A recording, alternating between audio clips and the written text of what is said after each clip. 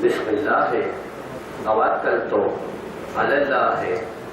لا حول ولا قوة الا باللہ العلی العظیم نحمدہ ونصلی علی رسولہ الکریم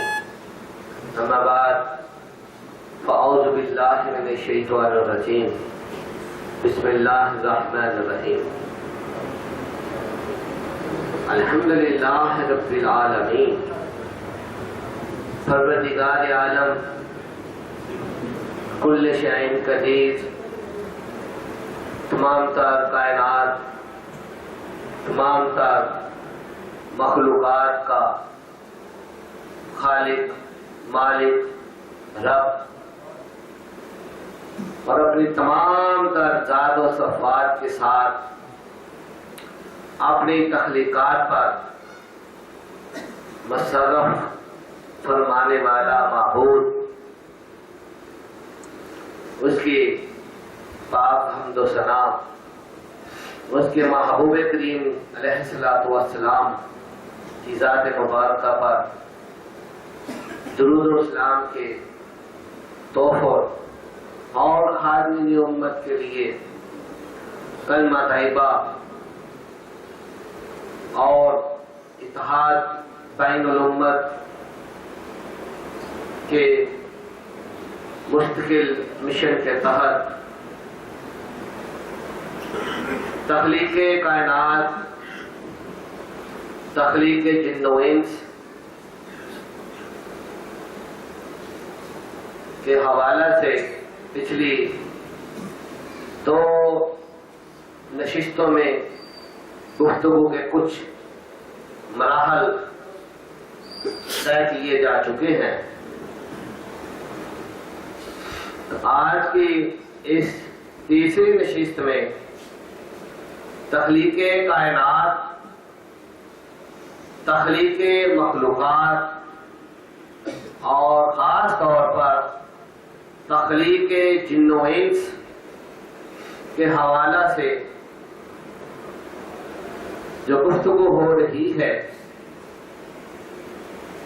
تو اس کو قرآن کے حوالے سے اور اگرچہ تمام علوم ہی پروردگار عالم کل شیء قدیر کے ہیں، لیکن دنیاوی تقسیم بندی کے حوالے سے ہم کچھ مضامین، کچھ دلائل،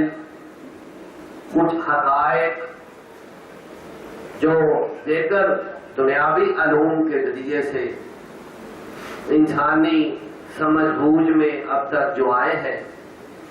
تو ان کو بھی بطور مثال، بطور دلیل، بطور رہنمائی ساتھ لے کر چل رہے ہیں۔ بحیثیت مسلمان تو قرآن کے احکامات اور اس کے اندر پائی جانے والی اللہ تعالیٰ کی ذات و صفات اور ان کی تمام تر تفصیلات ہی بحیثیت مسلمان رہنمائی کے لیے بہت زیادہ ہے، لیکن ہماری کوشش ہے کہ تمام بنی آدم چاہے وہ آج کسی بھی فرقہ سے ہو، کسی بھی علاقہ و ملک سے ہو، کسی بھی طبقہ مذہب کے ساتھ ہو، تو خالق و مالک کی پہچان اولین سب سے پہلے زیادہ ضروری ہے۔ جب انسان اپنی تخلیق اور اپنے خالق کو پہچانتا ہے اور خود قرآن بھی انسان کو ہر جگہ پر بحیثیت مومن، بحیثیت انسان بحیثیت مسلمان ہر حوالہ سے، بحیثیت جن و انس، ہر طریقے سے قرآن نے مخاطب کیا ہے۔ اس بات سے پتہ چلتا ہے کہ قرآن، یہ پہلے بھی ڈسکس کی جا چکی ہے، مزید تھوڑی سی ریویژن دہرائی کرتے ہوئے، کہ قرآن جس طرح کے رب العالمین، رب تمام جہانوں کے لیے ہے، اس کی تمام تر صفات اپنے تمام تر مخلوقات کے لیے پوری کی پوری ہیں، وہ ہر ایک صفت میں بھی اور تمام تر صفات میں بھی پورے کا پورا معبود حقیقی اور دائمی ہے۔ لہذا قرآن میں بھی اہل کتاب کو، مشرکین کو، انسانوں کو، مومنین کو، مسلمانوں کو، غرض ہر درجہ زندگی، ہر طبقہ زندگی، ہر پہلو سے انسان کو ہدایت اور غور و فکر کرنے کی دعوت دی گئی ہے۔ جس طرح کہ پچھلی نشست میں اس ایک نقطے کو واضح بیان کیا تھا کہ اللہ تعالی بحیثیت خالق و مالک و رب اپنے ذات و صفات کے ذریعے سے، جو کہ اس پوری کائنات میں اس کی ذات و صفات اپنے اپنے تصرفات میں ہیں، ہر جن و انس تک اس کی پوری زندگی کے اندر ہدایت کا نقطہ پہنچانا اس کی اولین ذمہ داری ہے۔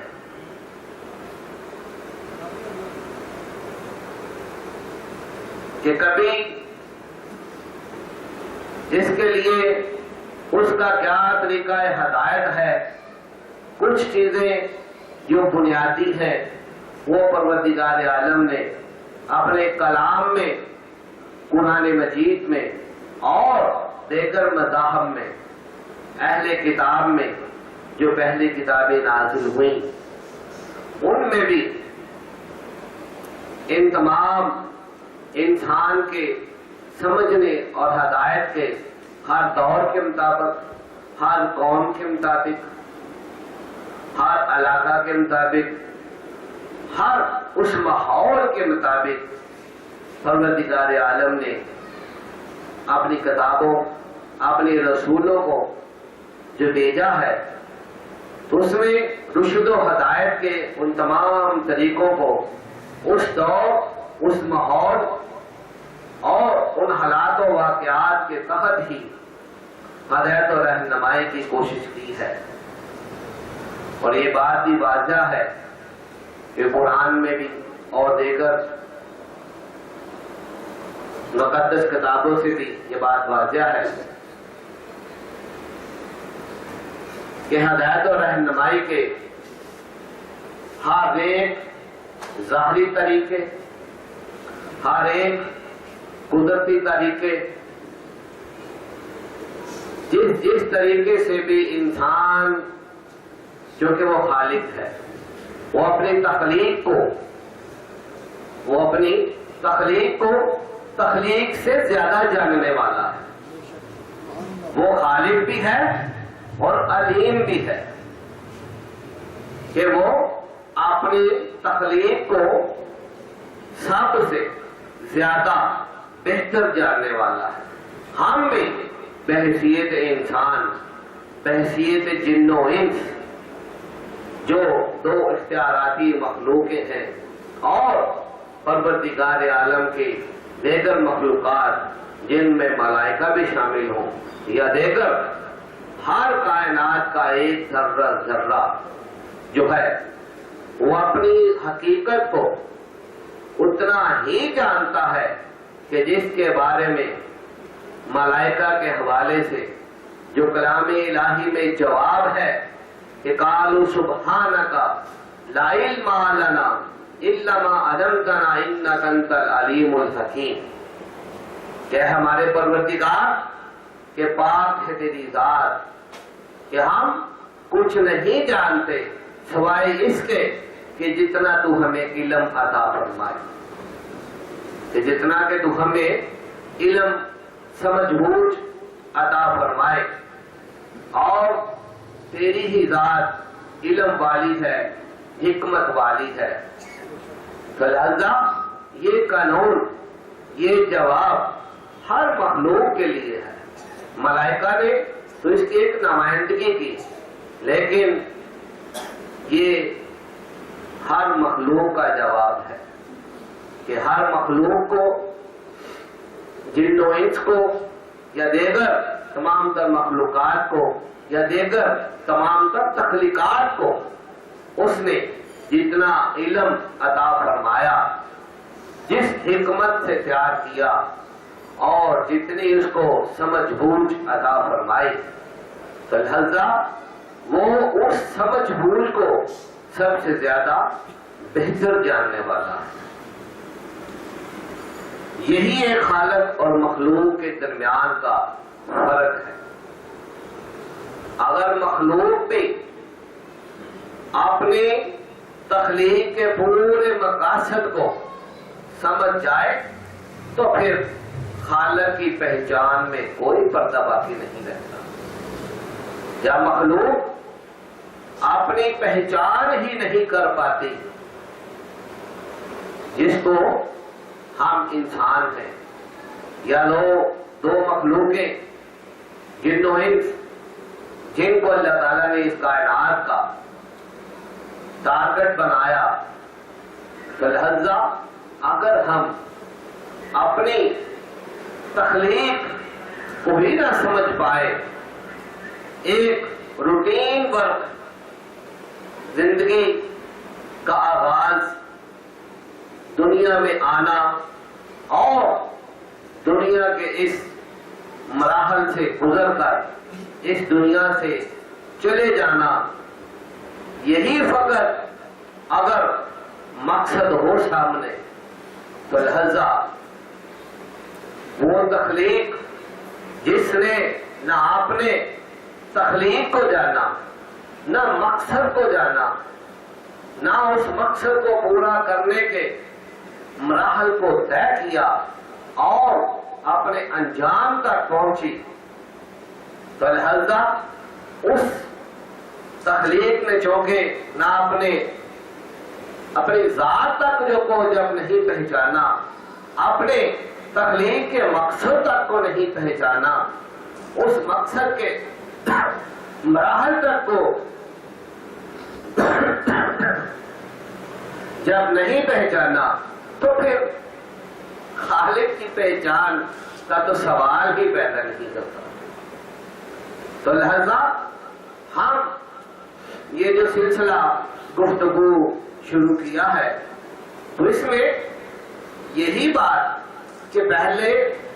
ہم بحیثیت تخلیق اپنی ذات پر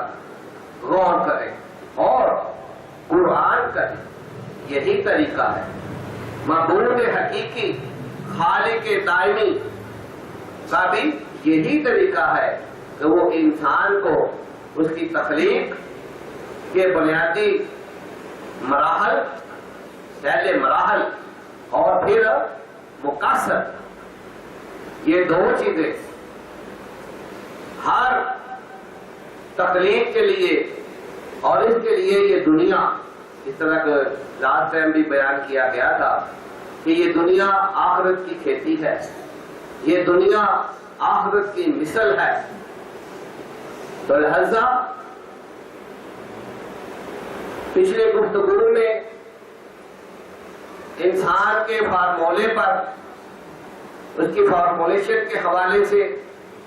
یا دیگر مختلف اس کی زندگی کے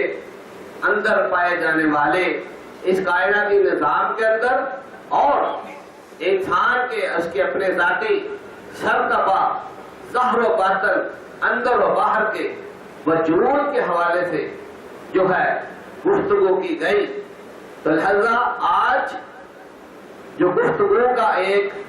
بنیادی مقصد ہے، وہ ہے اپنے آغاز اور اپنے انجام. یہ گفتگو کا مقصد ہے کہ آغاز اور انجام کی پہچان، درمیان میں جو مراحل ہیں، جو مقاصد ہیں، درمیان کے جو مقاصد ہیں، ان پر انشاءاللہ جب گفتگو اپنے مراحل کے درجے طے کرتی ہوئی آگے چلے گی تو انشاءاللہ پھر مقاصد کے اوپر بھی گفتگو ہوگی.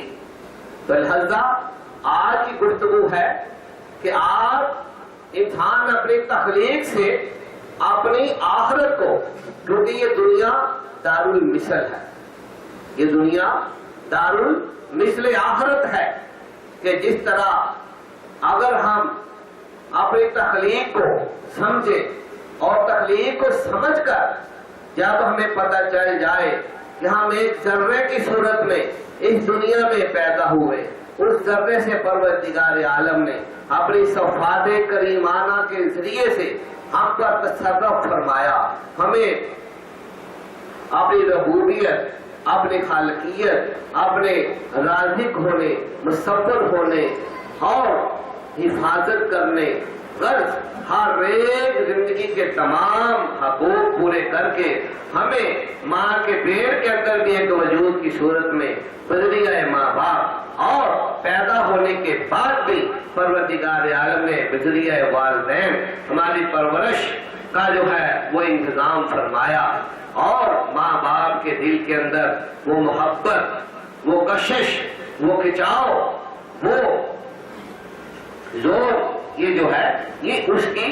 قدرت کا نمونہ ہے، اس کی صفت ہے، جو اللہ تعالیٰ جب بھی کسی، یہاں پر یہ بات بھی ذرا واضح ہو جائے، جیسے میں نے بتایا کہ گفتگو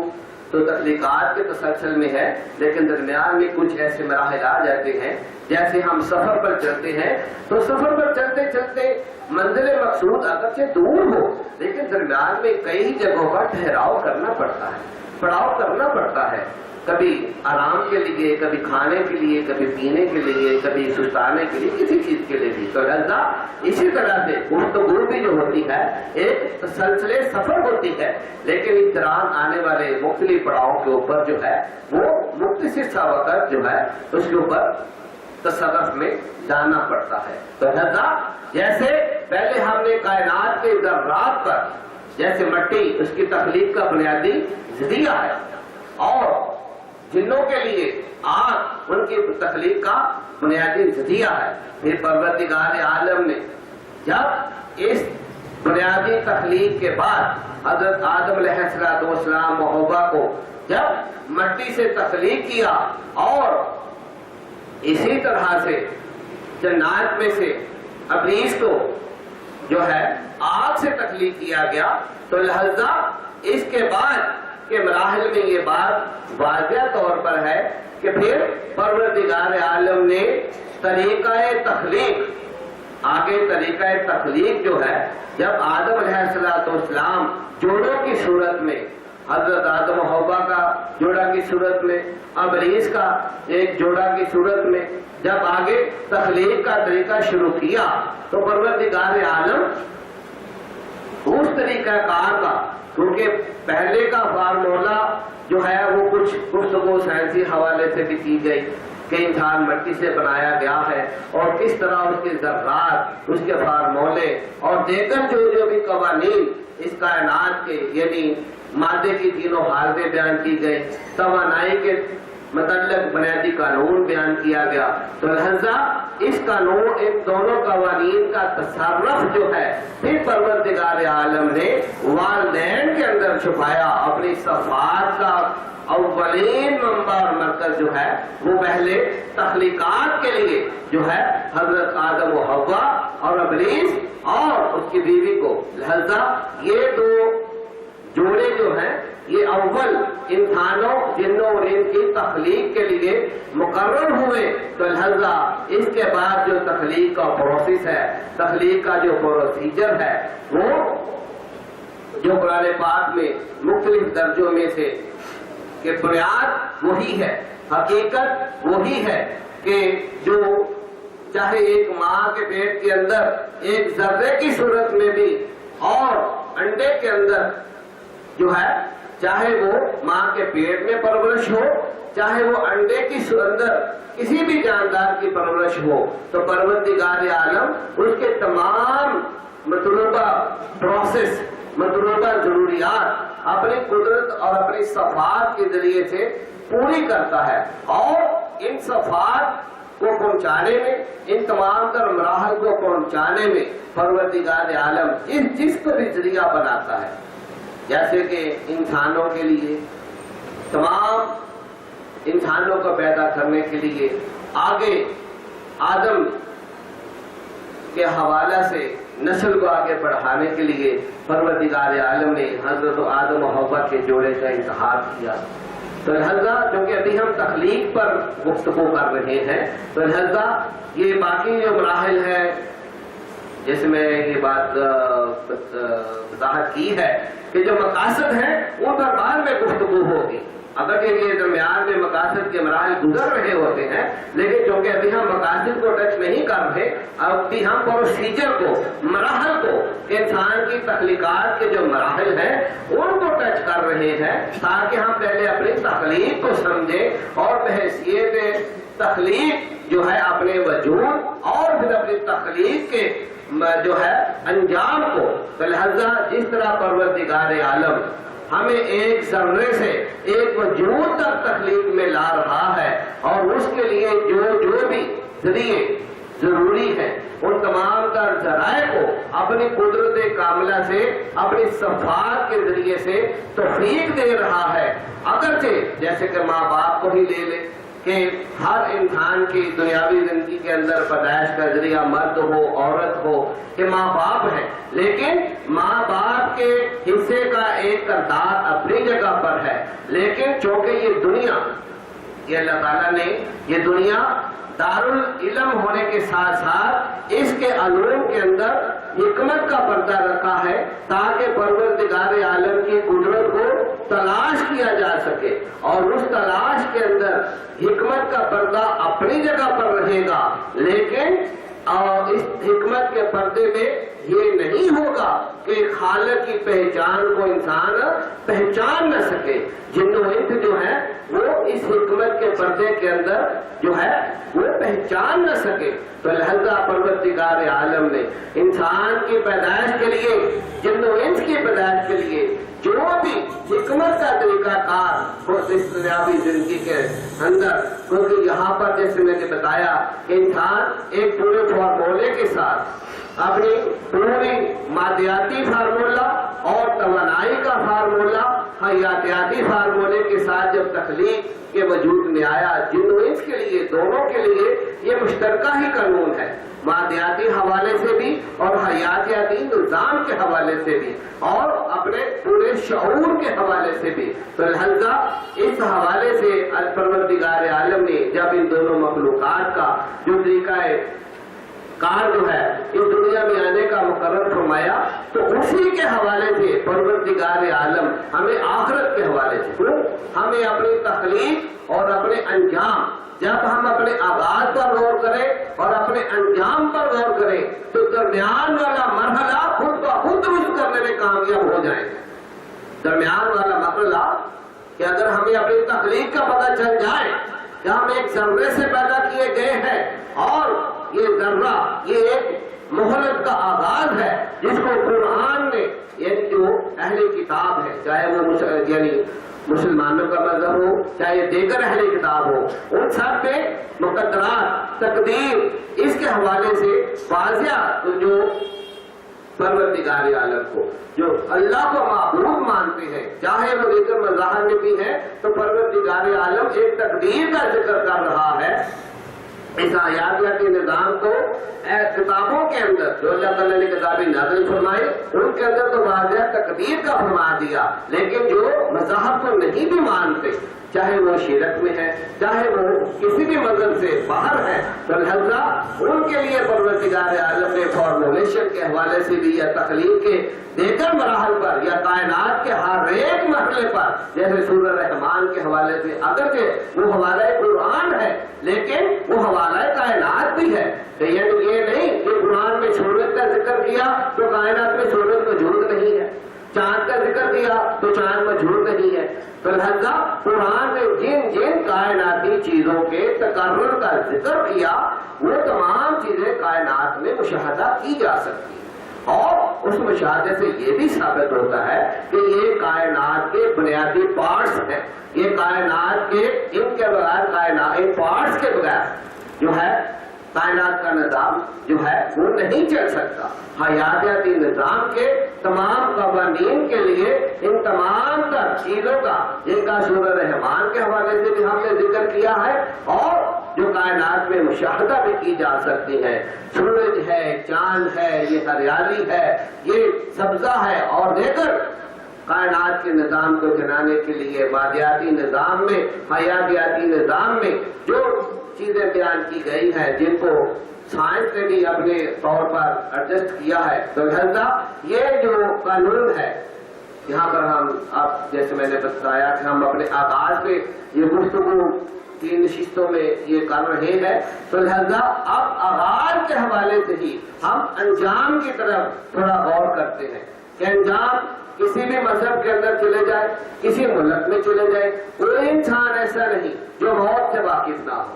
چاہے وہ کسی دیگر مخلوقات کی موت کو دیکھے، حیوانات کی دیکھے، اور اسی طرح سے انسانوں میں سے، اپنے آباء و اجداد میں سے، عزیز و اقارب میں سے، دوست و دشمنوں میں سے ہر انسان جو ہے وہ موت کے مرحلے کا بھی عملی مشاہدہ رکھتا ہے کہ چاہے وہ کسی کو مرتا ہوا نہ بھی دیکھے لیکن اس کے مرنے کی خبر سنے گا، کبھی جنازے میں شامل ہوگا، کبھی اس کے مردہ وجود کو دیکھے گا، چہرے کو دیکھے گا، لہذا اس بات سے یہ بات واضح ہے کہ موت سے بھی کوئی انسان ایسا نہیں کہ جو یہ کہے کہ ہر باشعور انسان کہ وہ واقف نہیں ہے۔ لہذا اس بات سے کہ ہمیں یہاں پر دیکھنا ہے کہ ہمارا آغاز ایک ذرے سے ہے اور ہمارا اختتام، ہمارا انجام ایک وجود کے ساتھ اس دنیا سے ایک انجام جو ہے یعنی اختتام کہہ لیں، تکمیل کہہ لیں کہ ہماری اس مقدراتی نظام کا جو اللہ تعالیٰ نے ہمارے ماں کے پیٹ کے اندر زندگی کا آغاز فرمایا اور ہمارے لیے رزق، ہمارے لیے حیاتیاتی نظام کے ہر ایک مرحلے کو پورے کا پورا اپنی قدرت کاملہ سے اور کائنات کے دیگر تمام اسباب و ذرائع کے ذریعے سے اس حیاتیاتی نظام کو چلا کر ہمیں اس وجود تک پہنچایا اور اس کے سارے دنیاوی مراحل کو طے ہو کر جائے۔ جیسے میں نے بتایا کہ مقاصد پر ہم بعد میں بات کریں گے، پہلے ہم مراحل پر بات کر رہے ہیں، تو لہذا حیاتیاتی نظام سے چلتے ہوئے انسان چاہے وہ خوشی میں ہو، گرمی میں ہو، امیدی میں ہو، غریبی میں ہو، کم کھائے زیادہ کھائے، تندرست رہے بیمار رہے، طاقتور ہو کمزور ہو، عالم ہو جاہل ہو، حاکم ہو محکوم ہو، درد کسی بھی حوالے سے ہو، لیکن موت سے کوئی بھی باہر نہیں۔ پروردگار عالم نے اس کی واضح نشاندہی بھی فرما دی کہ کل نفس ذائقۃ الموت، کہ لہذا یہ ذائقہ ہے، اس ذائقے سے یعنی ایک پہلا مرحلہ ہے تقدیر، یعنی جو اللہ تعالیٰ نے ہمیں ایک مہلت دی، وقت دیا، اور زندگی اور اس زندگی کے متعلقہ جتنے بھی پروسیجر تھے یعنی ہمارے حیاتیاتی نظام کے لیے جو اس نے ایک ایک ذرہ جو مقرر کیا تھا، جو سانس کا ایک ایک ہوا کا آکسیجن کا ایک ایک ذرہ مقرر کیا تھا، جو پانی کا ایک ایک ذرہ مقرر کیا تھا، جو مادیاتی نظام کا غذا کھانے کی صورت میں ایک ایک ذرہ مقرر کیا تھا، اور اسی طرح توانائی کی صورت میں ہمارے جسم کے اندر ایک کیلوریز کے برابر بھی جو حصہ مقرر کیا تھا، جب یہ تمام حصے پورے ہو جاتے ہیں تو لہذا تکمیل زندگی کا وقت آ جاتا ہے۔ تو لہذا اس حیاتیاتی نظام وہ کسی بھی زندگی کے شعبے میں چلے جائیں تو یہ بات واضح ہے کہ حیاتیاتی نظام کا آغاز بھی ہے اور جتنے مرضی یا جس قسم کے مرضی مراحل سے گزرے اس کی ایک تکمیل بھی ہے موت کی صورت۔ موت کے ساتھ ہی اس وجود کو چاہے قبر کے اندر چاہے دیگر مذاہب کے اندر جلانے کا بھی کوئی بھی مرحلہ ہے تو لہذا جیسے کہ میں نے بتایا کہ ہم آغاز و انجام پہ گفتگو کر رہے ہیں تو لہذا آغاز کے مرحلے پر تو گفتگو کی گئی تو لہذا انجام کے حوالے سے کہ موت پہلا انجام کا پہلا مرحلہ ہے، موت انجام کا پہلا مرحلہ ہے۔ تو لہذا جب پتا ہو کہ اس وجود میں اس دنیا فانی سے، یہ بات بھی ذرا یاد رکھے کہ یہ دنیا فانی ہے، یہ وجود جو ہے یہ بڑا ٹیکنیکل غور طلب پوائنٹ ہے۔ جیسے سائنس کے دو قانون پہلے بیان کیے گئے ہیں کہ مادہ فنا نہیں ہوتا، اپنی حالت بدلتا ہے، ٹھوس سے مایا میں جاتا ہے، مایا سے گیس میں بدلتا ہے، اور انسان کا وجود جو ہے وہ تو سراپا ٹھوس مایا گیس ہے کہ اگر سانس نہیں تو زندگی نہیں، خون نہیں تو زندگی نہیں، اور ظاہری وجود بھی کہیں سے کٹ گیا تو زندگی نہیں۔ اسی طرح ان چیزوں کا جب وقت پورا ہو جاتا ہے، جو پروردگار عالم نے ہمارے حصے کے ہمارا فارمولا جو اس کائنات میں بکھیرا تھا، اس کائنات کی مٹی میں اور اس کائنات کے ہر ایک ذرے ذرے کے اندر جو ہمارے حصے کے ذرات رکھے تھے، جب وہ تمام ذرات ہمارے وجود میں سے گزر کر اپنے حصے کی ہوا، اپنے حصے کا ٹھوس وجود، اپنے حصے کی کیلوریز، تمام چیزیں جب پوری ہو جاتی ہیں تو اس کو تکمیل حیات کہہ لیں یا تک اس کو آغاز موت کہہ لیں۔ یعنی موت جو ہے، موت اصل میں انسان کی تکمیل کا نام ہے۔ یہ بات یہاں پر غور سے اس نقطے کو اکاؤنٹ کرے، موت کوئی اللہ کا ظلم نہیں ہے، موت کوئی اللہ کا ظلم نہیں ہے، موت اللہ کا تشدد نہیں ہے، موت اللہ کا جو ہے وہ کسی بھی صورت میں کسی پر بھی عبارت ہو تو لہذا کسی رشتے پر ہو، کسی قریب سے قریب رشتے پر بھی ہو، تو یہ بات یاد رکھے کہ موت کو زندگی کی تکمیل جاننے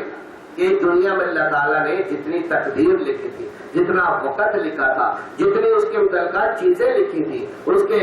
سانس لینے کی، کھانے کی، پینے کی، رزق کی، اس کے متعلقہ اپنی تمام صفات کو جتنا متحرک کیا تھا، تو لہذا تمام چیزوں کا جب پروسیس پورا ہو جاتا ہے تو یہ موت جو ہے اصل میں زندگی کی تکمیل کا نام ہے، اس دنیاوی زندگی۔ تو یہاں پر آگے اگلے مرحلے کی طرف چلتے ہیں کہ جیسے آغاز کے بارے میں تو ہم نے فارمولے کے حوالے سے بھی گفتگو کی، اور اسی طرح سے ہم نے جو ہے اب انجام کے حوالے سے ہم پہلے مرحلے پر ذکر کر رہے ہیں کہ موت اصل میں تکمیل حیات کا نام ہے، کہ جو آپ کے لیے موجودہ حیات ہے، اس دنیا کو جیسے آخرت کی کھیتی بھی کہا گیا، تو لہذا کہ جو آپ نے بونا تھا وہ بو لیا۔ یہ دنیا دارالازمائش، دارالامتحان ہے، تو لہذا امتحان میں جو کچھ آپ نے کرنا تھا وہ کر لیا، آپ کو پورا وقت ملا، جس طرح کمرہ امتحان میں جو بھی کسی بھی اگر کوئی یہ پہلی کلاس میں بھی پڑھا ہے تو اسے پتا ہے کہ امتحان دینا پڑتا ہے، تو لہذا امتحان کا مقرر وقت 3 گھنٹے اگر پیپر کا وقت ہے، 3 گھنٹے پورے ہوتے ہی آپ نے سوال پورا کیا ہو نہ کیا ہو، سوالات پورے کیے ہو نہ کیے ہو، آپ سے جو ہے پیپر شیٹ چھین لی جاتی ہے، پیپر شیٹ چھین لی جاتی ہے، کیوں؟ وقت پورا ہو۔ آپ کو کیا اپنے ایگزامینیشن ہال کی انتظامیہ پہ کوئی اعتراض ہے؟ کیوں کہ پہلے سے لکھا ہے کہ یہ مقرر وقت ہے، تو لہذا اس مقرر وقت کے اندر اپنے سوالات کو پورا کرنا یہ ہر طالب علم کی ذمہ داری ہے۔ تو لہذا ہم انسان اور جن و انس کے لیے پروردگار عالم نے حیاتیاتی نظام کا آغاز فرمایا، تو لہذا ہر انسان کو اپنے آغاز سے جب وہ شعور تک پہنچے، بلکہ شعور تک پہنچانے والے ہمارے والدین، ہمارے اساتذہ، ہمارے علماء، ہمارے مشائخ۔ لہذا سب کی ذمہ داری ہے کہ اولین سب سے زیادہ بحث، سب سے زیادہ رہنمائی اور سب سے زیادہ تلقین کی جو ضرورت ہے وہ انجام کے حوالے سے ہے، کیونکہ آغاز جو ہے یہ قدرت کا علم الحکمت ہے، علم التخلیق ہے، جو کسی کے پوچھے سے نہیں ہونا، وہ اس نے مقرر کر دیا، وہ لوح محفوظ میں لکھا جا چکا، تمام ارواح پیدا کر دی گئی، کائنات میں ہر ایک کے ذرات تو کھیر دیے گئے جیسے فارمولے کے حوالے سے ہم ذکر کر چکے ہیں۔ لہذا ہر ایک کے حصے کے ہر قسم کے حیاتیاتی ذرات جو ہیں وہ بکھیر دیے گئے، پھیلا دیے گئے، اور اس کے وجود کی جب تکمیل ہوئی، اس نے اپنے وجود کے زندگی کے 60 70 80 100 سال کر یہ تکمیل کے ابھی میں جیسے بتایا کہ ہم مقاصد پہ نہیں مراحل پہ بات کر رہے ہیں، لہذا بچپن کا مرحلہ ہے، تو لہذا اس وقت ماں باپ کی ذمہ داری ہے، اور اگر بچہ اسکول کی طرف جائے تو وہاں پر ذمہ داری ہے کہ لہذا اس کے آغاز کے مقاصد اور انجام کے مقاصد کی تربیت ہم ہر مرحلے کو آج کے دن کو آج پہ لیتے ہیں، ابھی کے کام کو ابھی پہ لیتے ہیں، اور سب سے بڑی غفلت دو غفلتیں جو ہے انسان اپنی زندگی میں، ایک اپنی تخلیق کے تکمیل اور انجام، اور دوسرا اپنے دشمن بھی اندیکھا، ابلیس، حزب الشیاطین، اور اسی طرح سے موت بھی اندیکھی کہ ہر بندہ اسی سوچ میں ہے کہ ابھی بہت وقت ہے، ابھی بہت وقت ہے، لیکن تکمیل کے مراحل کسی وقت بھی پورے ہو سکتے ہیں، تو لہذا موت کو، یہاں پر لفظ موت کو آئندہ مسلمانوں کے لیے بہتر یہی ہے کہ وہ کوشش کرے کہ اس بات کو سمجھے کہ اس دنیاوی زندگی کا ایک آغاز بھی ہے اور اس دنیاوی زندگی کی ایک تکمیل بھی ہے، تو لہذا تکمیل جو ہے اس کا نام موت رکھ دیا گیا۔ تو لہذا جب یہ وجود تکمیل کے مراحل تک چلتا ہے تو آئے اگلے پروسیس کی طرف چلتے ہیں۔ یہ موت کا مرحلہ تو چاہے کسی کی زندگی بیماری سے ختم ہوتی ہے، تو جب حیاتیاتی نظام اپنا وقت پورا کرنے لگ جاتا ہے، کسی کو سانس کی پرابلم یا آکسیجن، کسی کو خون کے اندر بیماری، کسی کو ٹھوس وجود کے اندر بیماری، کھانا پینا کم حتیٰ کہ بند اور گرد، اسی طرح سے دیگر جو بھی کائنات کے مختلف نظام ہیں، زیادہ تر اموات ہمارے حیاتیاتی نظام کے یہ واضح کر دیتی ہے۔ جب ہمارا حیاتیاتی نظام کمزور پڑنے لگ جاتا ہے، خوراک کم اثر کرنے لگ جاتی ہے، جسم بڑھاپے کی طرف چلتا ہے، بیماری کی طرف چلتا ہے، تو لہذا حیاتیاتی نظام جو ہے وہ خطرے کے الارم بجانے لگ جاتا ہے کہ تمہارا حیاتیاتی نظام کمزور پڑ رہا ہے۔ لہذا اپنے تکمیل کے مراحل کو دیکھو کہ وقت اگر ضائع کیا ہے تو زیادہ سے زیادہ وقت جو ہے وہ اپنے مقاصد پہ غور کرنے کی طرف لاؤ، لیکن جیسے کہ میں نے بتایا کہ ابھی ہماری گفتگو کا مقصد جو ہے وہ آغاز ہے، تخلیق ہے، اور مراحل ہے اور انجام ہے۔ تو لہذا اس کے بعد کے سوالات ہیں کہ موت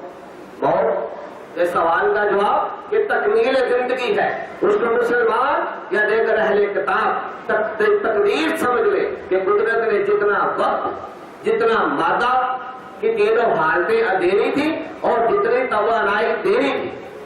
تو مجموعہ حیات، ایک تو اس کے حیاتیاتی نظام میں روح کی صورت سمجھ لے، اور جو روح کو نہیں بھی مانتے وہ حیاتیاتی طاقت کو سمجھ لے، تو لہذا حیاتیاتی طاقت ہو یا روح ہو، تو لہذا اس روح یا حیاتیاتی طاقت کی بنیاد پر پروردگار عالم نے جو آپ کو ٹھوس مائع گیس کے ذرات اس کو کائناتی فارمولیشن کے تحت آپ کے حصے کے لکھے تھے، وہ تمام آپ تک جب پہنچتے جاتے ہیں اور ان ذرات کی تعداد، ان توانائی کی تعداد جب کمزور پڑنے لگ جاتی ہے تو الحظہ یہ ضعف وجود انسان کو یہ ظاہر کرنے لگ جاتا ہے کہ تکمیل کے اس وجود کے جو ہے تکمیل کے مراحل کی طرف انسان چل رہا ہے، لیکن ذہن شیطان کا وسوسہ، سوچے، ارادے، خیالات اور دنیاوی مقاصد، یہاں تک کہ اس کے بارے میں بھی شیطان کے وسوسوں میں موت کے اوپر جو ہے موت کو فراموش کر رکھنا اور زندگی کی لالچوں، حوثوں، خواہشوں، ارادوں اور ان تمام حجابات کے ذریعے سے انسان جو ہے وہ اپنے انجام پہ غور نہیں کرتا۔ یعنی قبر کا مرحلہ بھی بات کا ہے کہ قبر میں اندیکھی بات ہے، لیکن موت تو ہر ایک کے لیے دیکھی ہوئی بات ہے، موت تو ہر ایک کے لیے دیکھی ہوئی بات ہے۔ کسی نے آنکھوں سے مشاہدہ کیا، ہر تقریباً کثیر تعداد نے آنکھوں سے مردہ لوگوں کا مشاہدہ کیا، پھر ان کی قبروں کا مشاہدہ کیا۔ اگر مشرق مذہب میں چلے جائے تو وہاں پر مردے کو جلا کر جو ہے مشاہدہ کیا، لیکن یہاں پر یہ بات جیسے میں نے بتایا کہ یہ ایک پہلے نظام کی، یہ علم التقدیر کی، یہ پہلے حیاتیاتی نظام کی ایک تکمیل ہے۔ یہ دنیا آخرت کی کھیتی ہے، تو لہذا یہ دنیا آخرت کی مثل ہے، تو لہذا یہ دنیا دارالحکمت ہے۔ اور موت کے بعد جیسے کہ قرآن نے واضح کیا کہ ہمیں ملائکہ نظر نہیں آتے، کرامین و کاتبین ہمارے ساتھ موجود ہیں بحیثیت مسلم، لیکن جب موت کا وقت، جسے میں نے پہلے بھی ایک سپیچ میں یہ ڈسکس کر چکا ہوں، انسان کو ساری زندگی مشاہدہ نہ بھی ہو تو لیکن ہر انسان کو موت کے وقت سے اس کا مشاہدہ شروع ہو جاتا ہے کہ جب ملک الموت، موت کے فرشتے جب آتے ہیں تو ہر انسان اپنے پورے سماج کے ساتھ، پوری بصارت کے ساتھ، پورے شعور کے ساتھ ان کو نہ صرف دیکھتا ہے بلکہ اگر وہ کوئی نیک انسان ہو تو سلام لیتے ہیں، اچھی صورت میں ہوتے ہیں، اور وہ سننے میں بھی مشاہدہ کرتا ہے، دیکھنے میں بھی مشاہدہ کرتا ہے۔ لیکن اگر وہ دائرہ اسلام سے باہر ہو تو لہذا وہیں پر اس کے اوپر جو ہے مشاہدہ اور صورت میں ہو جاتا ہے، تکلیف دے اور خوف کے مراحل سے اس تکمیل کے مراحل کو جب مرحلہ بہت سا مکمل ہوتا ہے، لہذا اس وجود کے اندر سے حیاتیاتی نظام روح کی صورت میں یا حیاتیاتی عمل کی صورت میں پروردگار عالم جب موقوف کرتا ہے، جب کنیکشن کٹ جاتا ہے تو لہذا اس کائنات، اس کے وجود جو کہ ٹھوس مایا گیس کا مجموعہ ہی ہے، ٹھوس بھی اس کے اندر موجود ہے، خون بھی جسم میں موجود ہوتا ہے اور آکسیجن کے لیے پھیپھڑے بھی موجود ہوتے ہیں، لیکن جب حیاتیاتی نظام مکمل ہو جاتا ہے تو لہذا سانس اندر کا سانس باہر یا باہر کا سانس اندر لے جانے کی کوئی طاقت اختیار باقی نہیں رہتی۔ محمد رسول اللہ، لا الہ الا اللہ، محمد رسول اللہ، لا الہ الا اللہ، محمد رسول اللہ صلی اللہ علیہ وآلہ وبارک وسلم۔ تو لہذا موت کے حوالے سے کوئی مذہب، کوئی انسان اعتراض کا تصور نہیں رکھ سکتا۔ اسے ہر انسان کو پتا ہے کہ اس کائنات میں آنے کے بعد موت کی صورت میں، ڈیتھ کی صورت میں، ایکسپائر ہونے کی صورت میں، اور جیسے کہ میں نے واضح کیا کہ اللہ تعالیٰ کا پہلا حیاتیاتی علم الحکمت کا نظام جو ہے وہ پہلا مرحلہ تکمیل تک پہنچا۔ اقسام کا، امتحان کا مرحلہ، اس دنیا میں کھیتی کا، اس دنیا کی مثل کا پہلا مرحلہ جب موت کی صورت میں مکمل ہوا تو لہذا اس کے بعد ہم عملی مشاہدہ کرتے ہیں کہ ہم اس وجود ظاہریہ کو جو کہ تب بھی مرنے کے بعد بھی ٹھوس مایا گیس کا مجموعہ ہی ہوتا ہے، لیکن جب اس میں سے حیاتیاتی نظام، توانائی ختم ہو جاتی ہے تو لہذا نہ دل کی دھڑکن، نہ خون کی گردش، نہ سانسوں کی روانگی، یہ تمام چیزیں جب حیاتیاتی نظام ختم ہوتا ہے تو لہذا یہ وجود ٹھوس ہونے کے باوجود، اس کے اندر خون مایا ہونے کے باوجود، اس کے اندر پھپھڑوں کا، وہی ناک کا، وہی منہ کے سوراخ موجود ہونے کے باوجود کوئی ضرورت نہیں کسی ٹھوس کی، کسی مایا کی، کسی گیس کی کہ حیاتیاتی نظام کا ایک ملی سیکنڈ یا ایک ملی کیلوریز کا بھی وقت آگے جو ہے وہ خود سے چلا سکے یا کوئی دوسرا بھی اس کو چلا سکے۔ تو لہذا اس طرح سے یہ تکمیل حیات کا مسئلہ ہے کہ ہم پھر اس وجود کو چاہے قبر میں اتاریں چاہے جلائیں۔ یہاں پر ایک سوال کیا گیا تھا کہ آپ نے یہ جیسے مادہ کے حوالے سے ذکر کیا گیا ہے کہ مادہ فنا نہیں ہوتا، حالت بدلتا ہے، تو انسان جب مر جاتا ہے تو اور مٹی یا جلا دیا جاتا ہے بعض مذاہب میں اور بعض اسلام میں اور دیگر اہل کتاب مذاہب میں، جب اسے دفن کر دیا جاتا ہے اور قبروں کا مشاہدہ بھی ہے کہ بعض قبروں کو کھدائی کے وقت دیکھتے ہیں کہ چند ہڈیاں ہی کچھ سامنے آتی ہیں، کیا ان کا بھی سراپا کوئی وجود نظر نہیں آتا۔ تو لہذا یہ بات بھی عملی مشاہدے میں ہے کہ یہ وجود جو ہے یہ فنائیت میں چلا جاتا ہے۔ ظاہری طور پر اسے ہم فنائیت ہی کہیں گے، کیونکہ جب اس وقت جس چیز کی اصل حالت برقرار نہ رہے تو لہذا اسے ہم فنا میں کہیں گے کہ وہ چیز فنا ہو رہی ہے۔ لہذا لیکن جیسے کہ بتایا کہ آغاز سائنس کا یہ قانون، یہ بات یاد رہے کہ سائنس کا یہ قانون فقط دنیا ہی کے لیے نہیں ہے، یہ توانائی کا قانون فقط دنیا ہی کے لیے نہیں ہے، یہ قانون آخرت تک بھی چلے گا۔ اور قبر کے اندر جو ہے یہ جو ذرات ہیں، اس لیے پروردگار عالم اس سوال کا جواب سورہ یاسین کے اندر آخری مبین کے اندر انسان کے حوالے سے اللہ تعالیٰ سوال بھی بیان کر رہا ہے اور جواب بھی بیان کر رہا ہے۔ اللہ تعالیٰ سوال بھی بیان کر رہا ہے کہ جو انسان ہے یہ ہڈیوں کو جب دیکھتا ہے، انسان کے اس گلے سڑے وجود کو دیکھتا ہے تو سوال پیدا ہوتا ہے کہ یہ انسان، یہ ہڈیاں، یہ جس کے اوپر مٹی، گوشت، کوئی عذاب باقی نہیں رہا، یہ کیسے دوبارہ زندہ ہوگا؟ تو اللہ تعالیٰ فرما رہا ہے کہ ابھی تو تیرے سامنے ہڈیاں موجود ہیں، اس قبر کے اندر اس وجود کے ذرات مٹی کے اندر بکھرے ہوئے ہیں، چاہے ان کو کیڑے مکوڑوں نے کھایا، چاہے وہ مٹی کے کیمیائی نظام کے تحت جو ہے مٹی کے اندر گل چھڑ گئے۔ تو لیکن یہ بات کہ تو اپنے آغاز کو تو دیکھ کہ تیرا آغاز تو ایک ذرہ ہے، اس ذرے کے اوپر بھی میں نے سارے ذرات کس ترتیب سے جوڑے ہیں، اس ذرے کے اوپر میں نے ماں کے پیٹ کے اندر کس طرح ذرات جو ہے جوڑ کر تیرا ایک وجود بنایا، اور پیدائش کے بعد پھر میں نے کائنات کے مختلف ذرات کو، جس طرح کہ ہم نے پچھلی گفتگو میں یہ بات ڈسکس کی تھی کہ اللہ تعالیٰ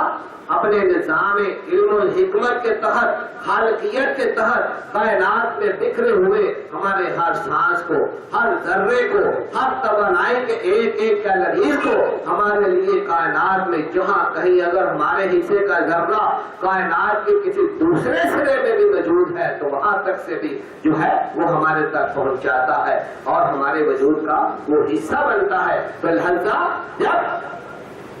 اسی لیے پروردگار عالم جو ہے اس سوال کا جواب جو ہے آغاز کی صورت میں ہی دے رہا ہے کہ سورہ یاسین میں فرمایا گیا کہ انسان سوال کرتا ہے کہ یہ جو ہڈیاں گل چھڑ گئی، جو وہ انسان کا وجود، ظاہری وجود مٹ گیا، تو یہ دوبارہ کیسے زندہ ہوگا؟ تو اللہ تعالیٰ جو فوراً اس کا جواب جو ہے آغاز کی صورت میں دے رہا ہے کہ جس نے تجھے اول میں، جس نے تجھے آغاز میں تخلیق کیا تھا، تو لہذا وہی پروردگار عالم اس تمام ذرات کو، یہ جب تو ایک ذرہ تھا اور تیرے تمام ذرات کائنات میں ہر طرف بکھرے ہوئے تھے، اس نے حیاتیاتی نظام کے تحت سے گزار کر تیرے جسمانی وجود کے فارمولے کو مکمل کیا، جس میں تیری تصویر بھی پوری بن گئی، جس میں تیرا وجود بھی پورا بن گیا، جس میں تیرے اعضاء بھی پورے بن گئے، جس میں تم نے اپنے زندگی کے تمام تر مراحل کو تکمیل تک بھی گزار لیا۔ تو لہذا تکمیل شدہ تصویر کو دوبارہ بنانا کیا میرے لیے مشکل ہے؟ تو جب ذرہ تھا، ذرے کی تو کوئی تصویر نہ تھی، ذرے کا تو کوئی وجود نہ تھا، ذرے کی تو کوئی حقیقت نہ تھی. تو لہذا میں نے کائنات میں بکھرے ہوئے ہر جگہ سے تیرے حصے کے ذرات اکٹھے کر کے تیرے وجود کو مکمل کیا. اور تو کہتا ہے کہ یہ مکمل وجود جو مٹی میں مل گیا ہے یہ دوبارہ کیسے مکمل ہوگا؟ کہ جس طرح ماں کے پیٹ کے اندر میں نے تیرے ایک ذرے سے تجھے باقی ذرات فراہم کر کے جو ہے وہ ایک وجود، ایک بڑے وجود کی صورت میں ہر ذرے کے اوپر ذرا ملتا گیا. ہر ماں جو ہر روز کھانا کھاتی ہے، سانس لیتی ہے، تو لہذا اس کے وجود میں سے ذرات جو ہے وہ بچے تک پہنچ کر اس کے ذرات کو پڑھا کر اس کا وجود پڑھاتے جاتے ہیں. اور پیدائش کے بعد انسان ماں کے سینے سے نکلنے والا دودھ یا دیگر غذائی جو چیزیں ہیں وہ انسان کے وجود کے اندر داخل ہو کر، جس طرح میں نے یہ وضاحت کی تھی کہ پہلے پروردگار عالم جو ہے کائنات میں سے ہمارے حصے کے ہر قسم کے اجزاء کو اکٹھا کر رہا ہے. اور جب وہ اجزاء ہمارے غذا کی صورت میں چاہے سانس پھپھڑوں میں جاتا ہے تو اللہ تعالیٰ پھر پھپھڑوں سے اس طرح پورے سر سے لے کے پاؤں تک ہمارے سانس کو پھیلاتا ہے. کیا یہ ہمارے بس میں ہے؟ اور اسی طرح ہم کھانے کا نوالا یا پانی کا گلاس یہ اپنے حلق سے نیچے تو اتار لیتے ہیں، لیکن اس کے بعد قدرت اس طرح ہمارے کھانے کے ایک ایک ذرے کو اگر کیلشیم کا ہڈیوں کا ذرہ ہڈیوں تک جائے گا، اور پاؤں کے حصے کا ذرہ پاؤں تک، دماغ کے حصے کا ذرہ دماغ تک، پھپھڑوں کے حصے کا ذرہ پھپھڑوں تک، جگر کے حصے کا ذرہ جگر تک، اور خون میں رہنے والے ذرات خون کے اندر. لہذا جس طرح اللہ تعالیٰ اس ذرات کو اکٹھا کر رہا ہے، پھر اس وجود کے اندر جا کر ہر ایک حصے میں ہماری غذا کو جو ہے پھیلا رہا ہے. تو لہذا پروردگار عالم اول کی ہی دلیل دے رہا ہے کہ انسان تیرے لیے اتنا ہی کافی ہے کہ تو اپنے آغاز پہ غور کر لے. جب میں نے آغاز میں تجھے ایک ذرے سے باقی تمام ذرات جوڑ کر تجھے پورا ایک وجود عطا کیا، تو اب تو تیری ایک شکل بھی بن چکی ہے، اب تو تیرا ایک وجود بھی بن چکا ہے. اگر وہ وجود حیاتیاتی نظام کے کرنٹ کے مکمل ہو جانے پر اگر یہ ذرات کا حصہ بن گیا، تو جب میں اس حیاتیاتی نظام کا دوبارہ حکم دوں گا تو لہذا اس مسلمانوں کے لیے بلکہ دیگر اہل کتاب کے لیے تو حضرت ابراہیم علیہ السلام کا واقعہ بھی بہت امپورٹنٹ ہے کہ جب انہوں نے اسی سوال کا پروردگار عالم سے سوال کیا، کیا پروردگار عالم تو زندہ کرتا ہے، تو مارنے والا ہے، تو زندہ کرنے والا ہے، میں اس کا مشاہدہ کرنا چاہتا ہوں. کہا کیا ابراہیم کیا تجھے یقین نہیں؟ کہا کہ پروردگار عالم یقین تو ہے، لیکن اطمینان کی انتہا تک پہنچنے کے لیے جو ہے یہ عرض کر رہا ہوں. تو لہذا اللہ تعالیٰ نے حکم دیا کہ ابراہیم کہ چار جو ہے وہ جانور لو اور ان کو ذبح کرو، اور صرف ان کی چونچیں اپنے پاس رکھو، باقی پورے چاروں کے جسموں کو کیما کر کے ذرات میں کر کے یہ نہیں کہ لہذا رکھو. فقط موت کا اور حیات کا یہی مشاہدہ نہیں دکھایا کہ ہر ایک کے جسم کو ذروں میں تبدیل کر دو پھر دیکھنا میں کیسے زندہ کرتا ہوں، نہیں، بلکہ چار کا. اگر صرف خالی پروردگار عالم نے حیات کی ایک حکمت بتانی ہوتی تو لہذا ایک ہی پرندے کا حکم کافی تھا کہ ایک پرندہ لو، اس کو ذبح کرو، اس کا کیما کر دو، ذرہ کر دو، بکھیر دو، میں ہر ایک ذرے کو پھر اکٹھا کر کے تجھے اپنے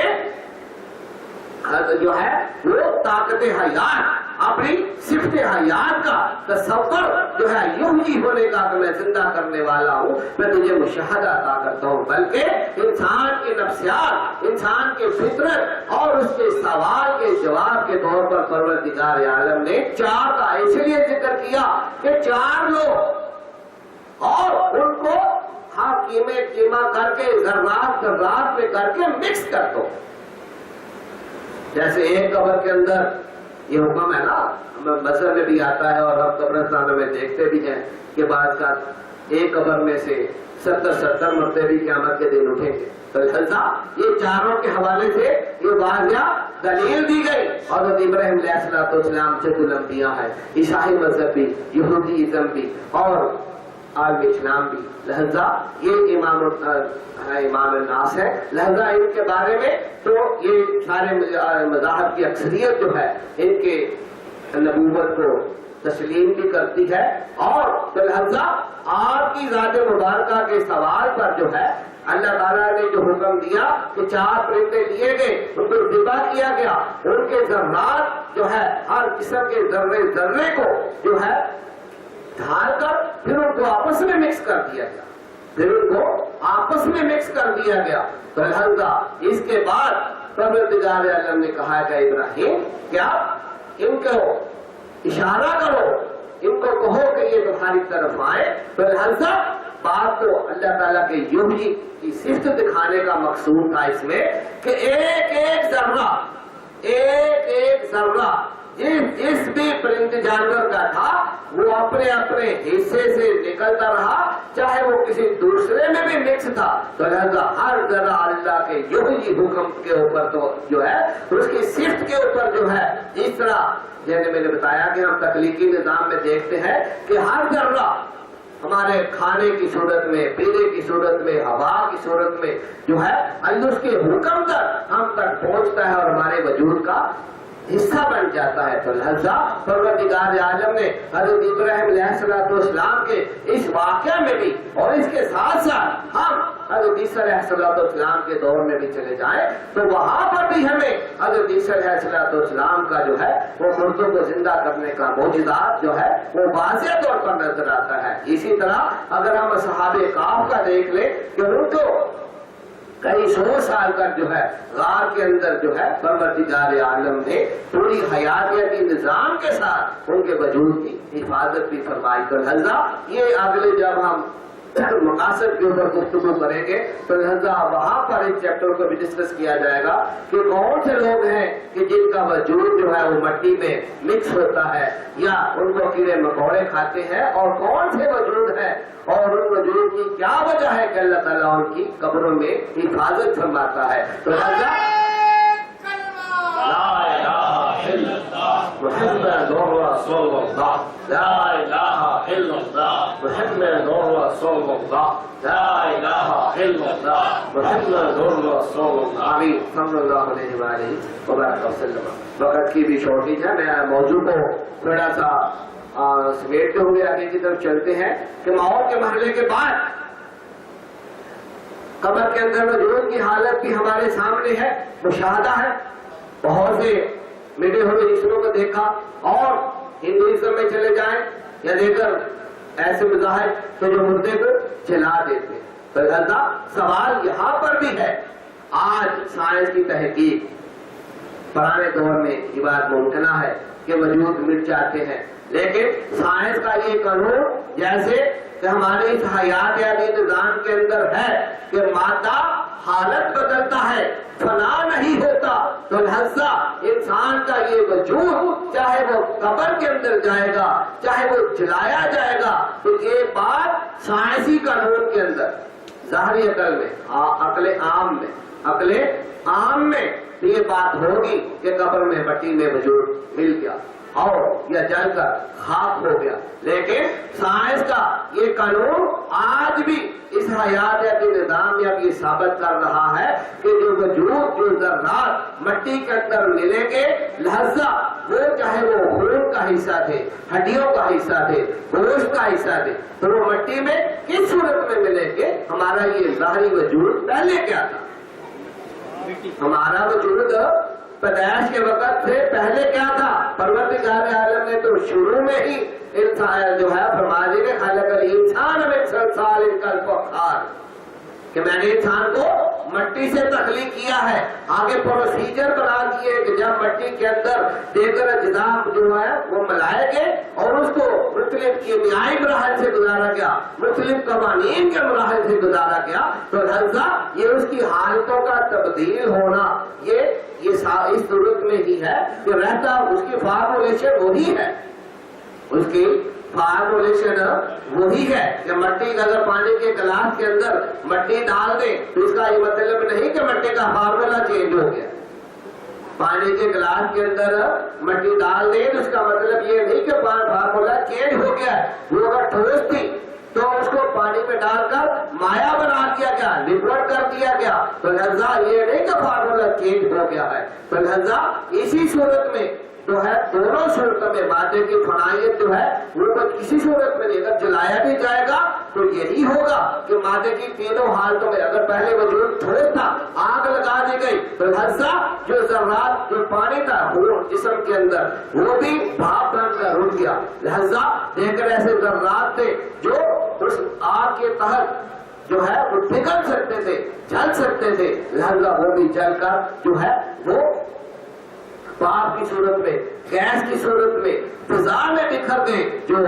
مردے کو جلاتے ہوئے دھواں نظر آتا ہے وہ فقط آگ کا یا لکڑیوں کا ہی نہیں ہوتا, وہ وجود کے چلنے کا بھی ہوتا ہے. تو لہذا وہی وجود کے ذرات جو ہے وہ, یہ آپ سائنس کا علم رکھنے والے اس قانون کو بخوبی سمجھ سکیں گے کہ لہذا مادہ فنا نہیں ہو رہا, جلایا جائے یا مٹی میں دبایا جائے حالت بدل رہی ہے. اور اس کیمیائی نظام کے تحت جو ہے پہلے بھی یہ وجود جو ہم کھانا کھاتے تھے, جو ہم پیتے تھے, اور تمام غذائی ذرات جو ہمارے وجود میں گئے اور وہ مٹی کی ہی صورت میں تھے, لیکن اللہ تعالیٰ نے ان کو حیاتیاتی نظام کی صورت میں ہمارے کھانے پینے اور ذائقے کو شامل کر کے ہمارے اس وجود کو بظاہر آج اگر ہم اپنے اس وجود کی تشخیص کریں, کیا ہماری ظاہری آنکھیں, کیا ہماری ظاہری سمجھ روح اس وجود میں کہیں مٹی کو دیکھ رہی ہے؟ ہم ایسے اپنے وجود کو مٹی کا تصور, یہ قدرت ہے, بحیثیت مسلمان ہم مانتے ہیں کہ یہ مٹی ہے. اور سائنسدان جب اس گوشت کے پیش کو لے کر فارمولے کے حوالے سے گزارے تو لہذا وہ تشخیص کرتے ہیں کہ لہذا یہ انسان کا جیسے ہم خون کا سیمپل دیتے ہیں لیبارٹری میں جا کر, اور جب رپورٹ آتی ہے تو کیا آتی ہے کہ اتنے اس میں ریڈ سیلز ہیں, وہ کس چیز سے بنے ہیں؟ فولاد سے بنے ہیں. اتنا اس میں کیلشیم ہے, اور دیکھر اتنا اس میں سوڈیم ہے, نمکیات ہیں, منرلز ہیں, اتنے اس میں یہ فلاں چیزیں ہیں. تو لہذا یہ ثابت ہوا کہ فارمولا جو ہے وہ اسی صورت میں ہے. لہذا جلانے کے ساتھ جو چیزیں اس درجہ حرارت پر, اس آگ پر اڑنے کے قابل تھی, بھاپ بننے کی پوزیشن میں تھی, وہ بھاپ بن گئی. باقی جو ٹھوس وجود کے وہ ذرات جو اس درجہ حرارت پر بھاپ نہیں بن سکتے تھے وہ کیا بن گئے؟ وہ راکھ بن گئے. لہذا ہم دیکھتے ہیں کہ ہندوازم میں جو راکھ بچ جاتی ہے وہ اس وجود کو پھر آگے جو بھی ان کا مذہبی پروسیس ہے اس کے مطابق کرتے ہیں. لیکن اس کا ہرگز مطلب نہیں, اس کا ہرگز مطلب نہیں کہ یہ وجود ختم ہو گیا, بلکہ یہ مختلف مراحل میں ڈل گیا, مختلف مراحل میں ڈھل گیا. اسی طرح قبر کے اندر چاہے کیڑے مکوڑے کھا لیں, سردیاں کھا لیں, اور دیکھر جو بھی جانور ہیں قبرستانوں میں رہنے والے, یا نہ بھی کھائے تو مٹی کے اندر بھی رہنے سے جن وجودوں کو, جن میں نے بتایا کہ اس کے ٹاپک میں بعد میں گفتگو ہوگی, جب ہم مقاصد پر چلیں گے تو تب پھر دوبارہ اس ٹاپک پہ بھی ڈسکس ہوگی کہ قبروں میں کون سے وجود محفوظ رہیں گے اور کون سے وجود مٹی کا حصہ بنے گے. تو لہذا ہم سبھی صرف چونکہ انجام پہ بات کر رہے ہیں, تو لہذا یہاں پر یہ بات کہ جن وجودوں نے اپنے حیاتیاتی مقاصد کو تو پورا کر لیا, لیکن پروردگار عالم کے حیاتیاتی علم احکامات جو پروردگار عالم نے اپنے اذکار ہمارے اس وجود کے لیے مقرر فرمائے, تو لہذا یہاں تھوڑی سی نشاندہی کر دی جائے کہ جن وجودوں نے پروردگار عالم کی اطاعت میں, اس کے ذکر میں, اس کی حمد و ثنا میں اس پروردگار عالم نے اپنی صفات کو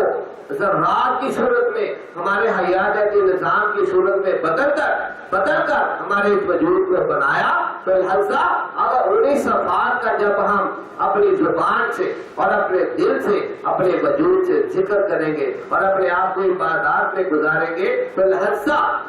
جنہوں نے بغیر اللہ تعالیٰ کی حمد و ثنا کے، اس کی صفات کے ذکر کے، اس کی عبادات کے اس دنیا میں اپنی زندگی پر تکمیل سے کے مراحل سے گزارا ہوگا تو لہذا ان کے وجود کے اندر کے ذرات جو ہے، ان کے سر سے لے کے پاؤں تک کے وجود کے ذرات جو ہے وہ بکھریں گے، کیونکہ ان کے اندر کوئی حیاتیاتی نور باقی نہیں رہے گا۔ لیکن جن وجودوں نے اللہ تعالیٰ کے ذکر میں سر تپا اپنے وجود کو محفوظ اپنا ہمہ وقت مصروف رکھا ہوگا، لہذا ان کا حیاتیاتی بنیادی نظام تو مکمل ہو جائے گا، لیکن انہوں نے جو اپنے اختیاراتی اور اللہ تعالیٰ کے احکاماتی عبادات سے ذکر کر کے، اللہ تعالیٰ کی صفات کا ذکر کر کے اپنے جسم کو جو ایکسٹرا نور اللہ کے ذکر سے اب ان کے وجود میں داخل ہوا ہوگا، لہذا وہ نور جسے چاہے کلمہ طیبہ کا ذکر سمجھ لیں، کیونکہ یہ ہمارے اسلام کی بھی بنیاد ہے، لا الہ الا اللہ۔ ہر مذہب، ہر اہل کتاب مذہب کے اندر چلتا رہا ہے، تو لہذا یہ کلمہ طیبہ یا دیگر عبادات، دیگر اللہ تعالیٰ کی صفات و اذکار کا جو یہ نور ہے، لہذا اللہ تعالیٰ حکم فرماتا ہے نا مدعسیت مسلمان کہ اللہ ولی الذین آمنوا یخرجہم من الظلمات الی النور، تو لہذا یہ جو نور کی طرف پروردگار عالم ظلمات سے نکالتا ہے اور نور میں لے جاتا ہے، تو لہذا یہ نور جو ہے یہ مرنے کے وقت بھی اس وجود کی پھر یہ نور حفاظت کرے گا۔ اس نور ہمارے سر سے لے کے پاؤں تک کا وجود کائنات مقدر کا جو نور، یعنی مقدر کا کی جو حیاتیاتی کرنٹ ہوگی یا مقدر کا حیاتیاتی جو نور ہوگا وہ تو تکمیل تک پہنچ کر مکمل ہو چکا ہوگا، لیکن ہم نے اس حیاتیاتی زندگی کے مراحل کے اندر اگر اللہ تعالیٰ کے ذکر اور کلمہ طیبہ اور اس کی صفات کے ساتھ اس کو یاد کیا ہوگا، اس کی بندگی کی ہوگی، حلال کھایا ہوگا یا دیگر سارے وجود کے اندر اس کے احکامات کے مطابق جب اپنے وجود کو گزارا ہوگا، تو پھر اس طرح ایسا چاچے اللہ تعالیٰ یہ جو تکمیل کا مراحل تھا وہ تو اللہ تعالیٰ نے ہمارے مقدر میں لکھی، وہ مکمل ہوئی، وجود اپنے تکمیل کے مراحل تک پہنچ کر موت تک آ گیا، لیکن اگر جنہوں نے صرف تکمیل کا مراحل طے کیے ہوں گے لیکن اس تکمیل کے مراحل میں پروردگار عالم کو یاد نہیں کیا ہوگا اور کلمہ طیبہ یا دیگر اس کی ذات و صفات کے اذکار سے، عبادات سے اپنے وجود کو منور نہیں کیا ہوگا، تو لہذا انہیں کے وجود جو ہے وہ مٹی کا حصہ بنیں گے اور انہیں کا وجود جو ہے وہ مٹی کے اندر ڈھلے گا یا عذابات کا شکار ہوگا۔ یہ عذابات کا ایک حصہ ہے اور اس کی دلیل اہل اسلام کے لیے تو بہت واضح ہے کہ ہم جیسے میں نے بتایا کہ ہم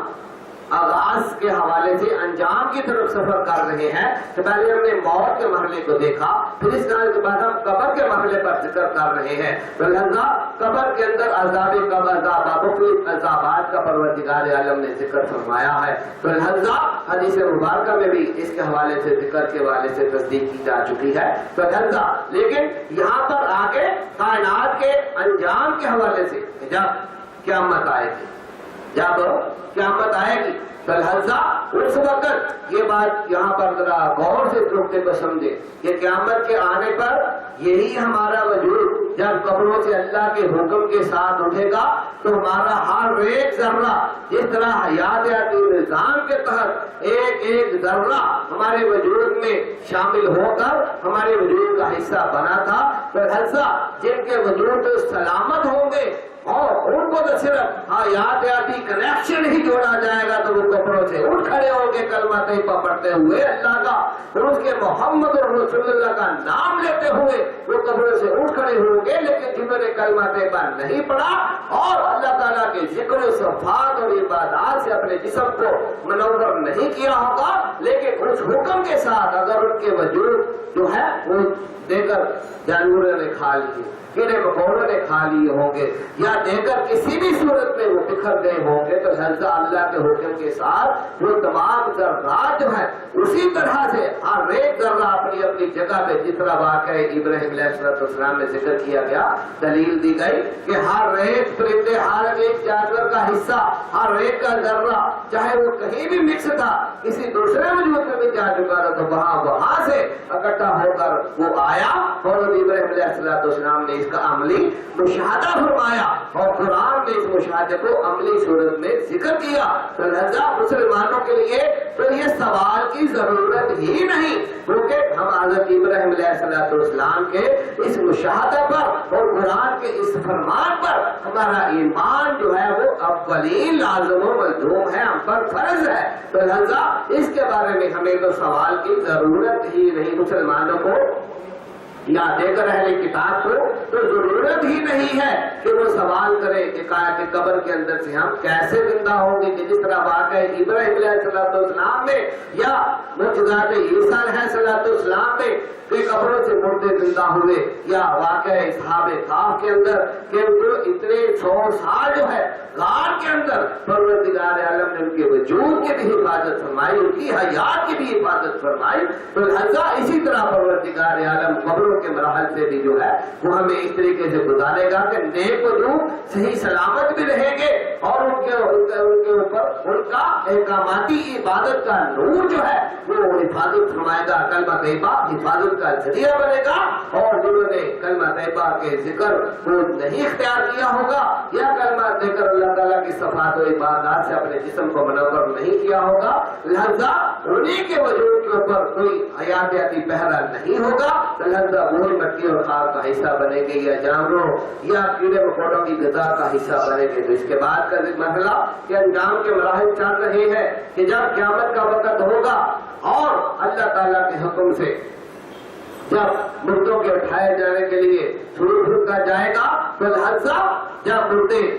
قبروں سے اٹھیں گے، جیسے کہ بتایا کہ جو کلمہ طیبہ پڑھے ہوں گے وہ کلمہ طیبہ اٹھتے ہوئے کیونکہ ان کے وجود تو ویسے ہی صحیح سلامت ہوں گے، حیاتیاتی نظام پر کنیکٹ ہوگا، روح جسم میں داخل ہوگی اور قبروں سے وہ اللہ کا نام لیتے ہوئے کلمہ طیبہ پڑھتے ہوئے جو ہے وہ اٹھ کھڑے ہوں گے، اور جن کو کلمہ طیبہ نہیں ہوگا لیکن اللہ کا حکم ہے اس دن سب کو حیات دوبارہ بخشی جائے گی اور وہ ہر ایک ذرہ جو ہے وہ اس تک جڑے گا۔ یہاں پر میں آپ تھوڑا سا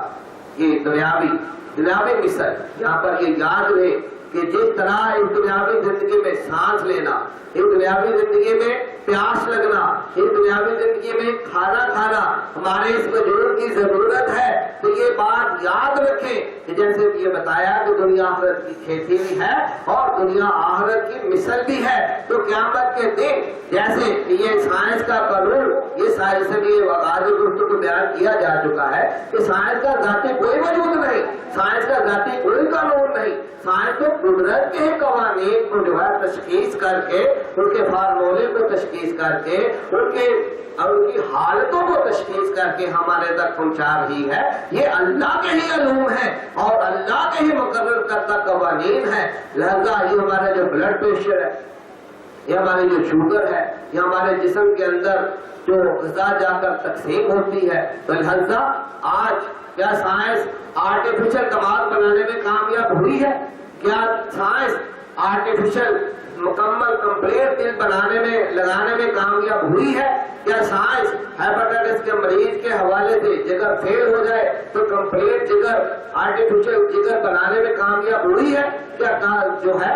لہذا کسی کا وہ پارٹ اگر لگا کر اب تک اتنی صدیوں تک کی تحقیق کے بعد اگر انسانی صحت تک پہنچا ہے، تو لہذا متبادل مصنوعی متبادل کسی کے پاس اس تک کائنات کے اس قدرت کے پیدا کردہ وجود کا متبادل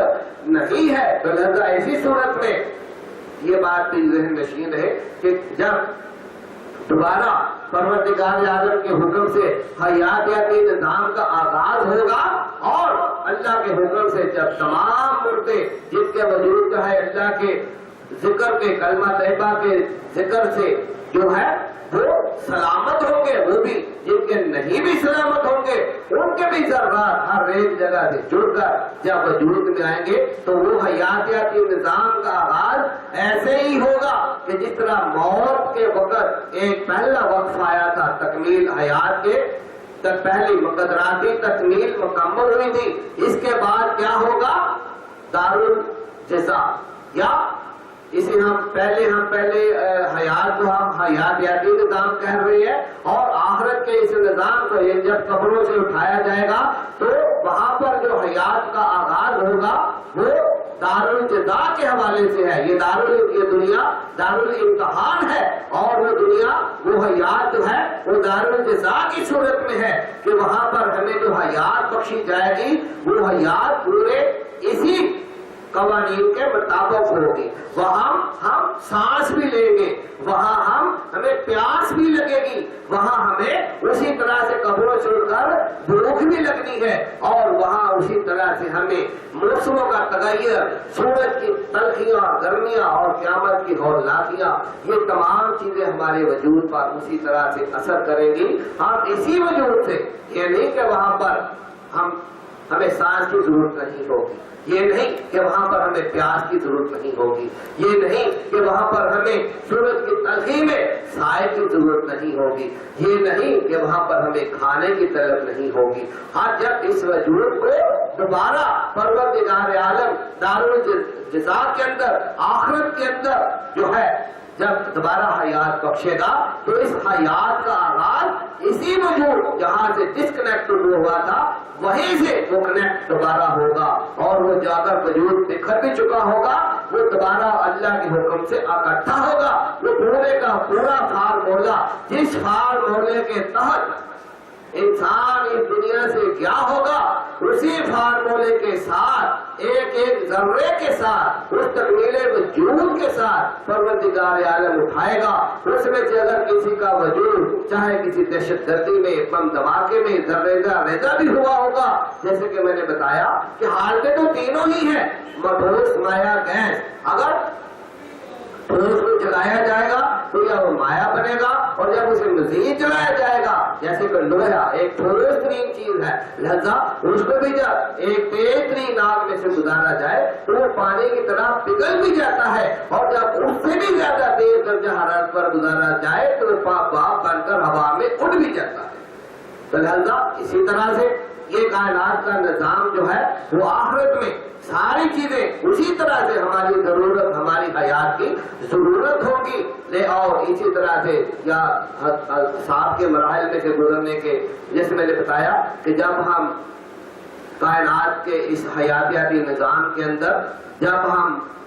مقاصد حیات پر گفتگو کریں گے تو لہذا اسی وقت ہم قبر کے حسابات اور اسی وقت ہم قیامت کے دیگر مراحل جن کا تعلق مقاصد کے ساتھ ہوگا، تو لہذا ہم مقاصد کی جب گفتگو کریں گے تو اس میں قبر کے، موت کے اور قیامت کے، آخرت کے دیگر مقاصد پر بھی گفتگو کریں گے، مقاصد کی آؤٹ پٹ پر بھی گفتگو کریں گے، لیکن ابھی ہم گفتگو کر رہے ہیں حیاتیاتی نظام کے اوپر۔ تو لہذا اس کائنات میں جو ہمارا حیاتیاتی نظام ہے تو یہ بات ذہن نشین رکھیں کہ قیامت کے دن بعد مرنے کے جب زندہ اٹھائے جائیں گے تو یہی حیاتیاتی نظام پورے کا پورا ہوگا۔ وہاں بھی سانس کی ضرورت ہے، وہاں پر بھی پیاس کے لیے پانی کی ضرورت ہے، وہاں پر بھی اس وجود کو برقرار رکھنے کے لیے کھانے کی ضرورت ہے، اور یہ اگر ان دونوں اور اسی طرح وہاں پر اس وجود کو سورج کی حرارت سے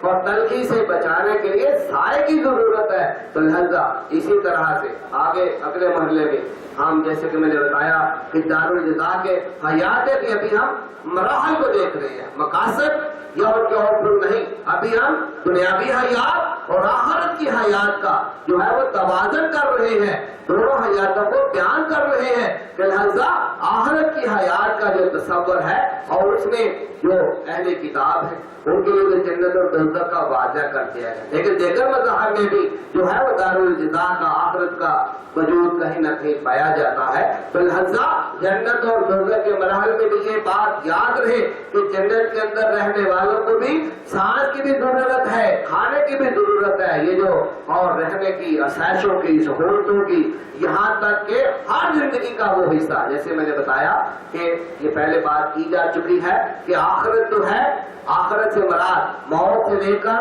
दोबारा जो हमारी जिंदगी जब कब्रों से हम उठाए जाएंगे तो लिहाजा वो हमारे हयातिया के निजाम का दोबारा आगाज है। तो लिहाजा उस आगाज के वक्त पर जो हमारे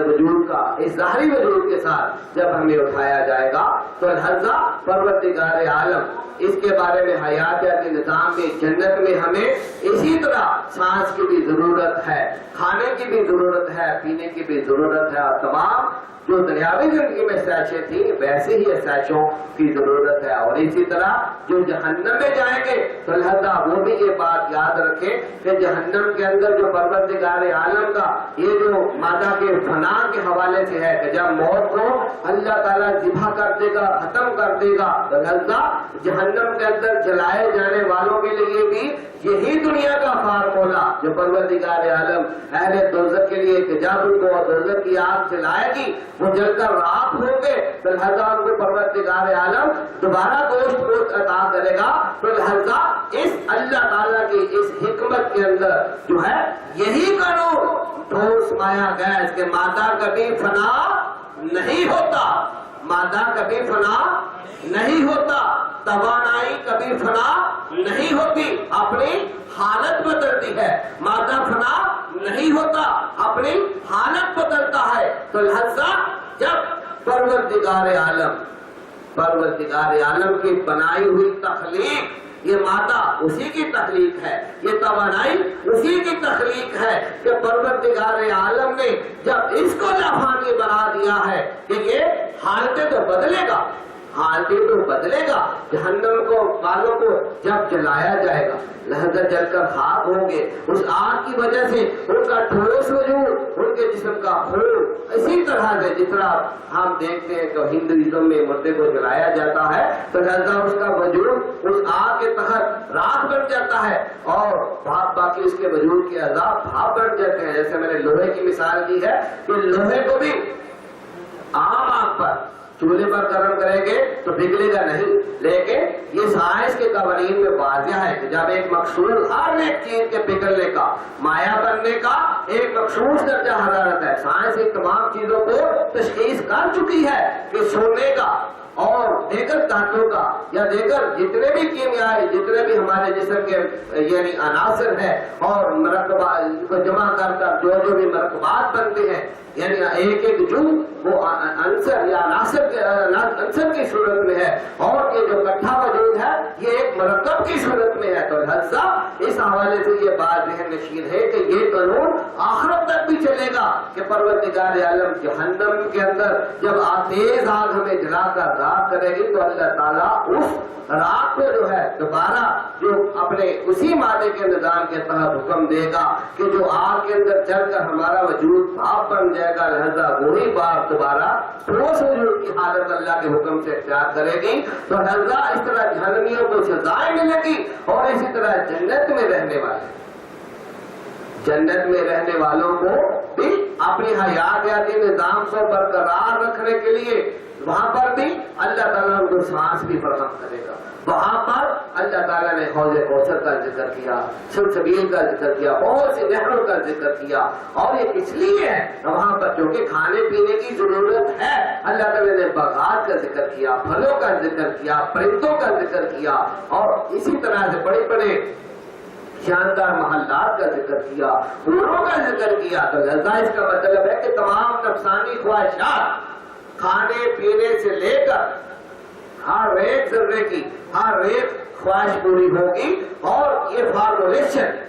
यहाँ पर ये बात मजीद दोबारा कि फार्मूलेशन अपना कानून उसी तरह से हयातियाती निजाम को बरकरार रखने के लिए तवानाई की जरूरत है, हयातियाती निजाम को बरकरार रखने के लिए मादियाती निजाम की जरूरत है। तो लिहाजा जन्नत के फल और खाने पीने और सारे माहौल जो है वो हमारे हयातियाती निजाम को उसी तरह से तमाम तर چیزوں کے ساتھ، یعنی وہاں پر جو ہماری زندگی گزر رہی ہوگی، لہذا اس حیاتیاتی نظام کو، جنت کی حیات کو جو ابد تک رہے گی، ہمیشہ ہمیشہ رہے گی، تو لہذا جنت کے تمام تر انعامات ہمیشہ ہمیشہ کے ہوں گے، لیکن کائنات کا جو دنیاوی نظام کا قانون ہوگا وہ جنت کے اندر بھی اسی طرح سے پورے کا پورا ہوگا کہ وہاں بھی ہمیں سانس لینا ہے، وہاں بھی ہمیں پیاس لگے گی، ہم پانی پیئیں گے، چاہے ہم شہد استعمال کریں، چاہے ہم دودھ استعمال کریں، اور اسی طرح سے دیگر بھی نعمتیں جو کھانے کی ہوگی وہ بھی ہم استعمال کریں گے، وہ ہمارا جزء بدن بنے گی۔ صرف فرق اتنا ہوگا کہ وہاں غلاظت نہیں ہوگی، کیوں؟ کیونکہ ہر ایک نے اپنا حصہ لیا ہوگا، ہر ایک نے اپنے وجود کا جتنا اللہ نے اس کے لیے حصہ رکھا ہوگا، لہذا جتنا ہمارے اندر جائے گا وہ ہر ایک کا جزء بدن بن جائے گا، وہاں کوئی غلاظت اور ناپاکی نہیں ہوگی۔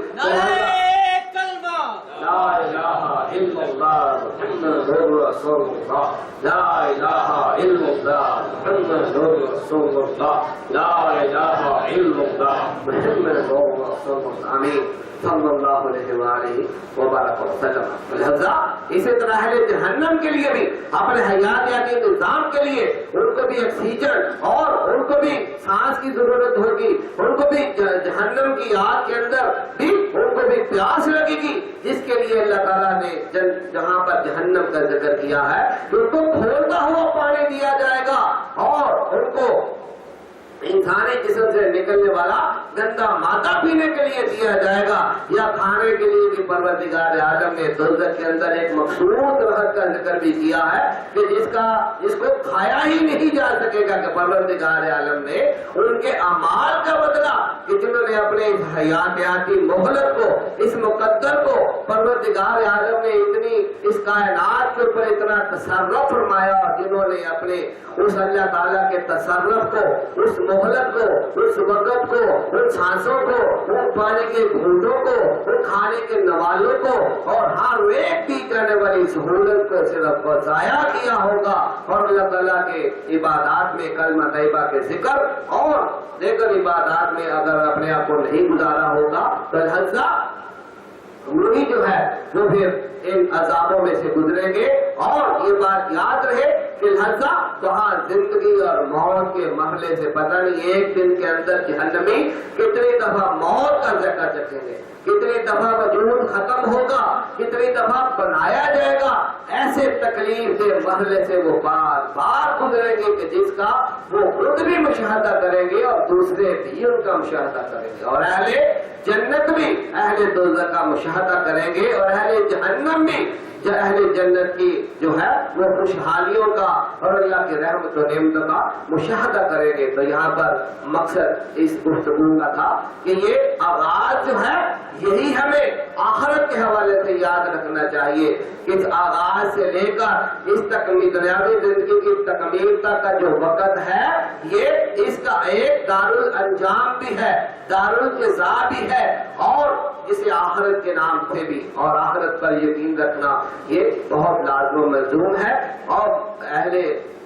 کتاب جو ہے مسلمان ہو یا دیگر اہل کتاب ہو ان کے اندر کتابوں کے اندر بھی آخرت پر یقین ہے، لیکن جیسے کہ بتایا کہ انسان اپنی تعداد کو بھی دیکھے تو لہذا اس کو اپنے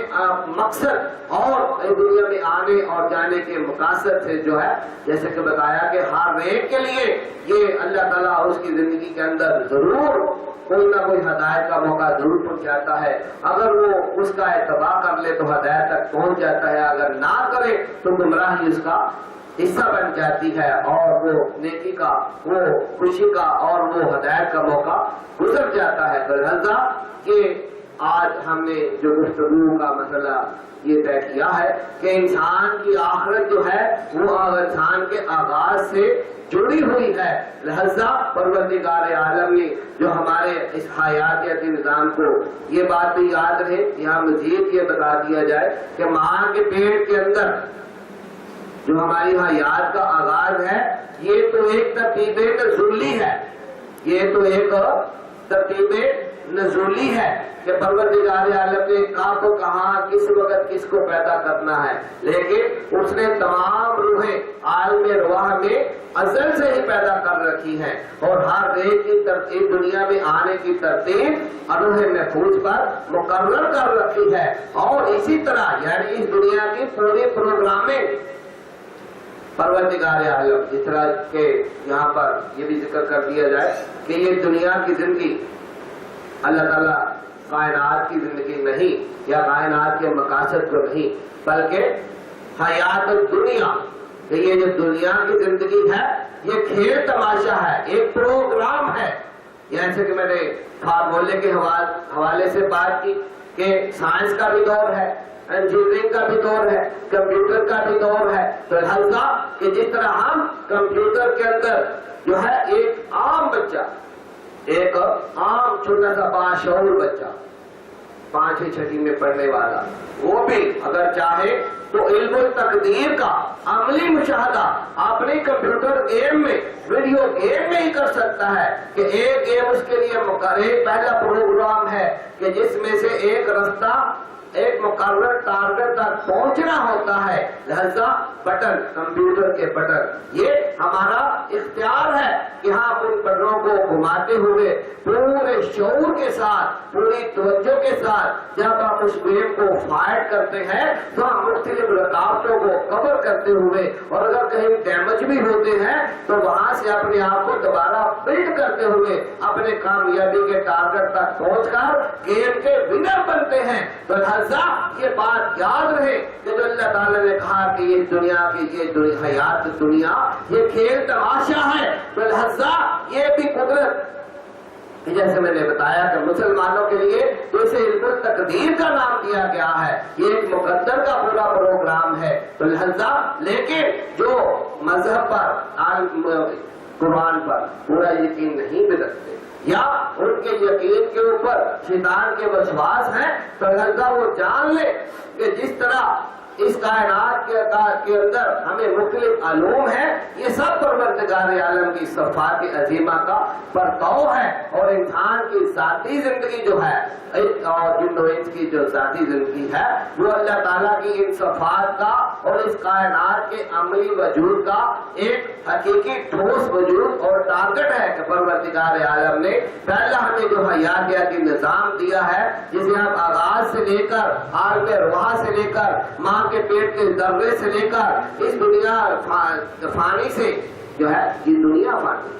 دنیا فانی ہے، انسان جو ہے وہ فانی نہیں ہے۔ کیوں کہ اس دنیا میں موت کی صورت میں یہ اس کی حالتیں چینج ہو رہی ہے۔ قیامت کے دن جنت والے بھی، ان کے لیے بھی لفظ قرآن نے ابد کا استعمال کیا ہے کہ خالدین فیہا ابدا، ابد تک رہیں گے، اور اہل جہنم کے لیے بھی جو ہے اللہ تعالیٰ نے اولئک اصحاب النار ھم فیہا خالدون، ان کے لیے بھی پروردگار عالم نے ہمیشگی کا لفظ استعمال کیا ہے۔ یہ درمیان کے جو پروسیجر ہیں، تو لہذا اللہ تعالیٰ ان پروسیجروں کے لیے ہمیں اپنے آغاز پر ہی غور کرنے کا جو ہے حکم فرما رہا ہے کہ انسان کہ تو پورا وجود پا کر جب مٹے تو غور کرتا ہے کہ یہ وجود دوبارہ جو مٹ گیا کیسے آئے گا، تو اپنے آغاز پر غور کر لے کہ جس طرح تجھے ایک ذرے سے پروردگار عالم نے پورا ایک وجود تک پہنچایا ہے، اسی طرح پروردگار عالم تیرے مٹے ہوئے وجود کو بھی یا تیرے مردہ وجود کو بھی اپنی جب حیات یعنی نور بخشے گا تو ہر ایک ذرہ اپنے وجود کی طرف کھینچا چلا آئے گا اور اپنی اپنی جگہ پر جڑ جائے گا اور اپنے اپنے پورے کام میں مشغول ہو جائے گا۔ اور جس طرح کہ میں پہلی ایک نشست میں ذکر بھی کیا جا چکا ہے کہ ہر ایک ذرہ انسان کے اعمال کی گواہی بھی دے گا، ہر ایک ذرہ ہر ایک جو ہے پوری گواہی کے لیے حاضر ہو جائے گا۔ تو لہذا وقت کی نزاکت بھی مد نظر ہے، تو لہذا آج ہم نے گفتگو کا جو مسئلہ کے جو آغاز ہے وہی ہمیں انجام کا سبق سکھاتا ہے، اور یہ بات یاد رہے کہ جنہوں نے اپنے آغاز سے اپنی تکمیل تک کے وقت کو ضائع کیا تو لہذا وہ دنیاوی آگ اور دنیاوی تکالیفوں سے یہ نہ سمجھ لے کہ اس دنیا سے مٹ جانا سب کچھ ختم ہے، بلکہ یہ تو ایک پروسیجر ہے، مراحل ہے، لہذا یہ مرحلہ قیامت کے دن دوبارہ شروع ہونا ہے۔ جہاں سے سلسلہ ڈسکنیکٹ ہوا تھا وہیں سے دوبارہ شروع ہوگا اور وہ جزا کی صورت میں ہوگا. اور اس جزا کے لیے اگر ہم نے کلمہ طیبہ کو حقیقی معنوں میں اختیار کیا ہوگا اور لا الہ کے قانون کو پورا کیا ہوگا, الا اللہ کے قانون کو پورا کیا ہوگا, محمد رسول اللہ کے احکامات اور مقامات کو کی اطاعت کی ہوگی, تو الحمدللہ ہمیں اسی میں ہمارے اس موت دنیاوی زندگی کے اندر بھی جو ہے وہ حقیقی نجات اسی کے ذریعے سے ہے. اور دنیا سے لے کر موت کے تکمیل تک کے مراحل میں بھی یہی کلمہ طیبہ اور اسی کی برکت سے جو اللہ کی توفیقات سے نعمتیں نازل ہوتی ہیں وہی ہماری دنیا میں بھی بقا کا ذریعہ اور بچاؤ کا ذریعہ ہے اور خوشحالی کا ذریعہ ہے. اور یہی کلمہ طیبہ اس موت کے تکمیل کے مراحل سے لے کر جنت اور دوزخ کے دائمی انجام تک کا بھی جو ہے یہی کلمہ طیبہ ہم وقت ہمارا جو ہے وہ ساتھی ہے, ذریعہ ہے. جو اختیار کریں گے وہی کامیاب و کامران ہوں گے اور جو نہیں کریں گے ان کے لیے بھی جزا بیان کر دی گئی ہے جہنم کی صورت میں, جو اختیار کریں گے ان کے لیے بھی جزا بیان کر دی گئی ہے جنت اور اس کے انعامات کی صورت میں. اللہ تعالیٰ اپنی رحمت کریمانہ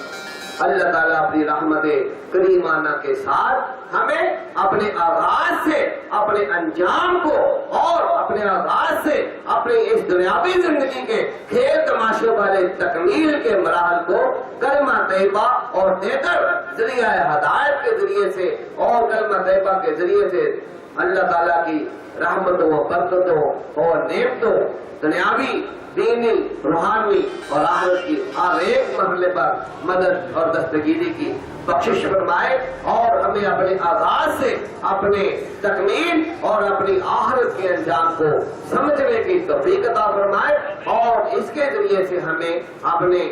جو تخلیق کے مقاصد ہیں وہ ان کو سمجھنے کی توفیق عطا فرمائے. تو لہذا انشاءاللہ آج ہم نے آغاز کائنات کے اور جن و انس کے تخلیقی نظام اور حیاتیاتی نظام کے تکمیل کے مراحل کے بعد جو ہے اس کے انجام کے مراحل کو بھی جو ہے وہ اس حوالے سے جو ہے وہ اس پر گفتگو کی ہے کہ اگر کوئی آخرت کسی کی سمجھ میں نہیں آتی تو وہ آخرت کو اپنے آغاز پر غور کرے تو وہ آخرت کو سمجھنے میں کامیاب ہو جائے گا. اللہ تعالیٰ جو کچھ کہا گیا اس میں جو بھی خیر ہے اس پر سمجھنے کی اور عمل کرنے کی توفیق عطا فرمائے اور جانے کا کوئی بھی اگر خطا ہے تو لہذا اس کے پناہ اور معافی کی رحمت نازل فرمائے. وما علینا الا البلاغ المبین.